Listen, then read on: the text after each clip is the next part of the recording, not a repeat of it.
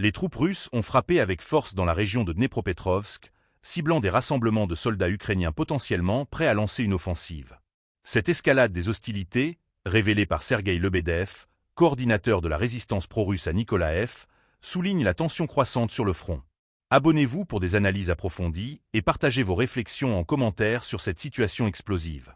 Le 21 janvier, les frappes ont visé spécifiquement des zones où les troupes ukrainiennes étaient massées. Selon Lebedev, des ambulances ont été observées en grand nombre, quittant Apostolovo et Nikopol, ce qui laisse penser à des pertes significatives.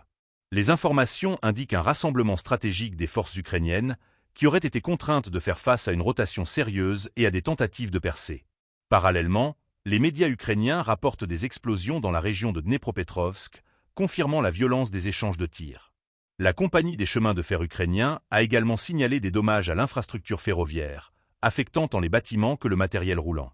Ces attaques mettent en lumière les conséquences directes du conflit sur des infrastructures vitales pour le transport et l'approvisionnement.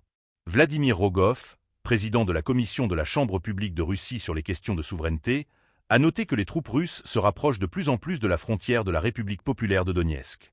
Dans certaines zones, elles se trouvent à environ 5 km de cette ligne de front, intensifiant la pression sur les forces ukrainiennes.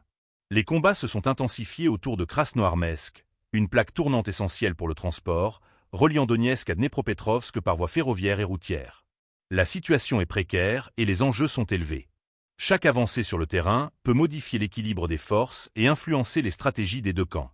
Les pertes humaines et matérielles s'accumulent, tandis que les populations civiles continuent de subir les conséquences de ce conflit prolongé.